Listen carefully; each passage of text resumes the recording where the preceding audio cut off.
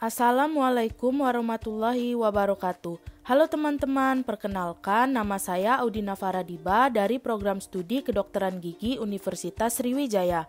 Pada video kali ini saya akan membahas materi mengenai pemrosesan film radiografi secara manual.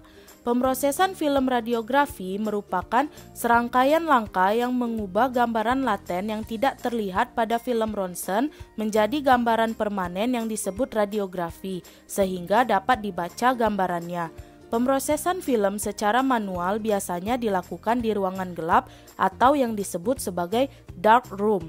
Pada dark room terdapat pencahayaan yang aman, yaitu diposisikan 1,2 meter dari permukaan kerja dengan bola lampu 25 watt. Cahaya yang aman ini dapat tersedia dengan warna merah, coklat, serta olive green. Pada pemrosesan film radiografi secara manual, terdapat beberapa peralatan yang meliputi tangki yang berisi berbagai macam larutan, termometer, pemanas imersi, pengatur waktu yang akurat, serta gantungan film. Tahapan pertama dalam pemrosesan film secara manual yaitu pengeluaran film dari kaset.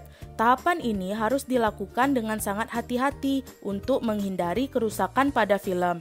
Setelah film dikeluarkan dari kaset, barulah film dijepitkan di gantungan film. Tahap yang kedua yaitu developing. Tujuan dari developing adalah untuk mengurangi atau mengubah kristal perak halida yang terekspos sinar dalam emulsi film sehingga menjadi black metallic silver. Sedangkan untuk silver halida yang tidak terekspos sinar, di tahapan ini dia tidak terpengaruh. Kristal silver halida yang peka pada emulsi akan dikonversikan menjadi black metallic silver untuk menghasilkan gambaran hitam atau abu-abu pada gambar. Larutan developer bersifat basa atau netral. Di sini, potasium karbonat berfungsi sebagai aktivator yang mengubah kristal silver halida menjadi black metallic silver. Sedangkan fungsi komponen lain dalam larutan developer ini yaitu sebagai pendukung. Di tahap ini, film dicelupkan pada developer dan diagitasi atau digosok beberapa kali untuk mengurangi gelembung-gelembung udara. Pada tahap ini, kita harus memperhatikan suhu dan waktu. Namun, suhu dan waktu idealnya adalah 20 derajat Celcius dengan waktu 5 menit. Tahap yang ketiga adalah rinsing. Tujuan dari rinsing yaitu untuk menghilangkan alkali dari cairan developer sebelum ditempatkan di dalam cairan fixer.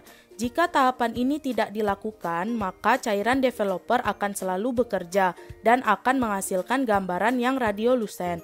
Tahapan ini dilakukan selama 15-30 detik dengan agitasi yang lembut.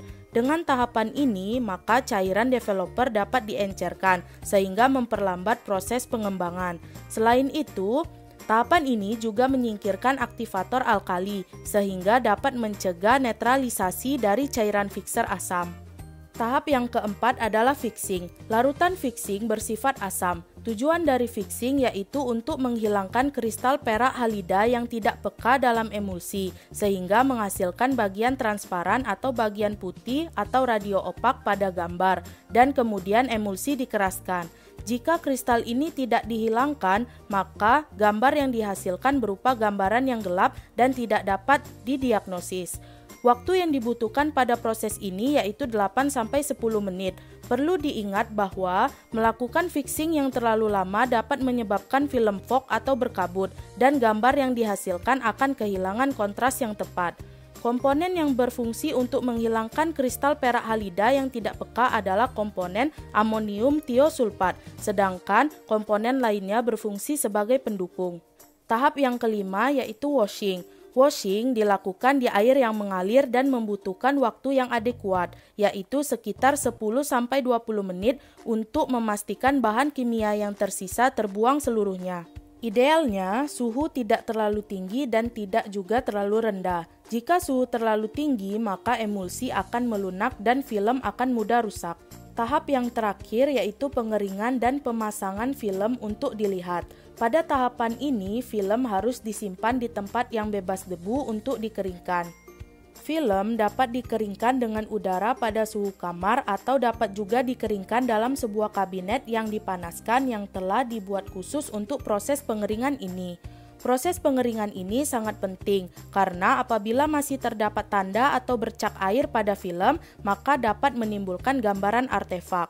Baiklah teman-teman, mungkin itu saja yang dapat saya sampaikan pada video kali ini. Terima kasih. Wassalamualaikum warahmatullahi wabarakatuh.